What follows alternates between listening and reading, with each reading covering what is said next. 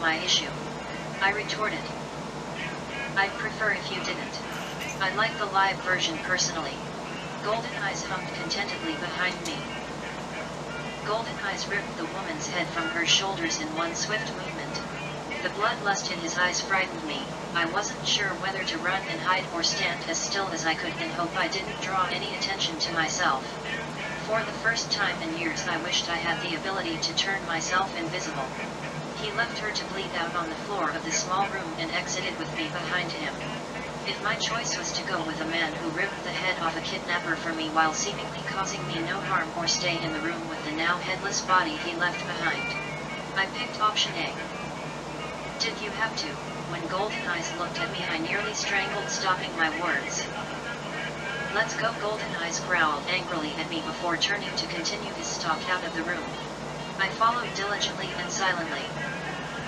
When we got outside I noticed for the first time how much blood had sprayed up onto him and I grimaced.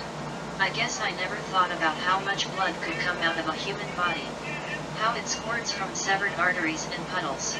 It was disgusting. Barbarous. Since the woman had kidnapped in my own car he simply drove me home in the car. Shouldn't we do something about the woman? Shouldn't we call someone? Golden Eyes said nothing and simply kept driving, eyes focused on the road. Shouldn't we at least clean up? You just murdered a woman, maybe not in her own home, but in someone's home. They'll call the cops. They'll find your fingerprints. I wasn't sure what was making me want to help the man I watched slaughter someone horrifically get away with murder, other than he had saved me. So I wanted him to be safe. No one will find anything about her or that place. Don't worry about it. It'll be cleaned up before morning. I didn't see you call anyone. I looked around for the phone he used and came up short. I don't have to call anyone. They are there. I doubted whatever omnipresent being he was talking about existed, but I was too worried to focus on all of that. I didn't have the time or the face to make it through a prison stint. Where are you taking me? Can you at least tell me that? Golden Eyes looked at me assessingly for a moment's time before answering. Home. Oh. I nodded solemnly. Well, don't sound so excited. It's no big deal that I put everything on hold to come save you and now you're acting like I'm the one you should be scared of either. He sounded hurt by my behavior. Sorry.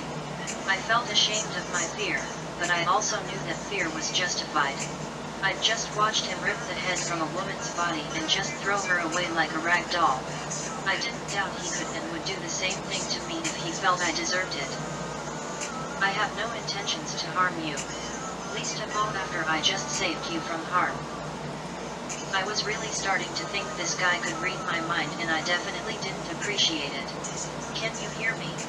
I concentrated on the question, willing the thought to the forefront of my mind in hopes that Golden Eyes would respond. Nothing. Guess not.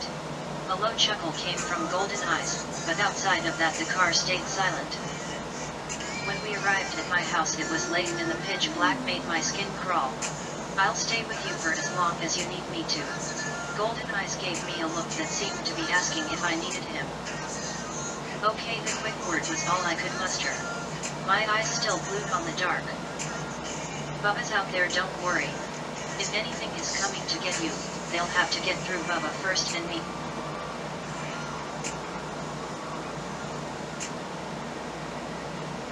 I wanted to take comfort in that, but I couldn't. Who's Bubba? I asked solemnly. Bubba. Golden Eyes asked confused back. Oh, he's the guard I've been sending by lately. Oh, right. I didn't know his name. I don't think he ever introduced himself. I replied absent-mindedly. I'm not sure you gave him the opportunity to introduce himself. Golden Eyes shrugged and flashed a quick smile. Though he can be rather rude sometimes. I'm sure it was probably the second option. I'm sure. Golden Eyes stayed for a while that night and I appreciated how concerned he was. I wondered how long it would be before I came to regret my trust in Golden Eyes. I had a feeling it wouldn't be too long. He gave me the feeling that he wanted something more than I was willing to offer. Or maybe he was the one that would be unwilling to offer. The thought struck me, what if it wasn't me that would be unable to give the other person what they needed? Love can be funny that way. Love? I nearly threw up in my mouth at the word. Just because someone saved you doesn't mean that now you have to be in love with that someone, I sighed, frustrated at my wandering mind. How can you think about being in love with a perfect stranger? A perfect stranger, I might add. That was the whole reason you got kidnapped in the first place. It had been a few days since the incident. I had taken to calling it the incident instead of kidnapping. It felt better. Less like my fault in a way that I could have almost died, and more like a thing that could have happened to anyone. I hadn't seen Golden Eyes since then, and I started to wonder if maybe that had scared him off. Why do you care if it scared him off? I asked myself as I shoved a piece of pizza into my mouth thoughtlessly. Scared him off? Cleo interrupted my mindless food shoveling to ask. What? I asked, startled at the sudden intrusion of my private thoughts. Scared him off? You said you scared someone off and wondered why you cared. Now I'm wondering who you scared off in the first place. Cleo eyed me as she awaited my answer. I said that? Out loud. Embarrassed. Yes, you said that. Out loud. Now, spill the beans. Cleo said with a lifted brow, demanding an answer. Damn it. I lowered my head further in shame. Oh, this is gonna be good. You don't even want to tell me? Now I have to know. Cleo clapped excitedly as she spoke. Alright. Just calm down. I'll tell you. I shook my head and took a deep breath, trying to stall the inevitable. Enough bullshitting, just tell me.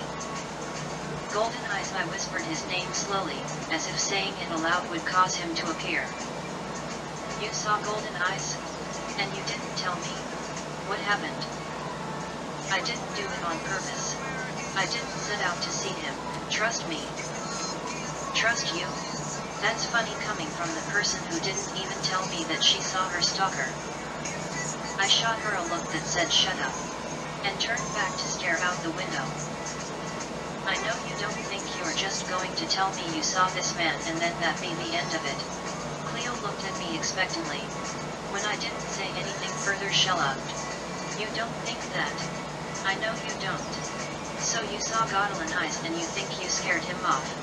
Which bothers you for some unknown reason. Continue. Fine.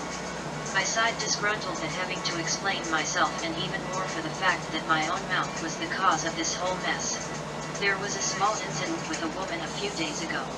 I shrugged before continuing on. He helped me out of that situation. That's all. That's all? Really? Yes. Really. What kind of incident? Where? Just a woman who thought I was someone else. Cleo stared at me for a moment, annoyance written on her face. So you're really going to sit here and lie to my face like this? I can't believe you're trying to play me right now. I'm not trying to play you, Cleo. I just don't want to talk about it. It was no big deal. If it was no big deal, then it should be no big deal to talk to me about it, but fine. Since it was nothing, I'll just wait for something to happen. I'm not even going to see him again, so it's nothing worth getting caught up in anyway. I said the words, but even as they passed through my lips, I knew they were untrue. I would see Golden Eyes again.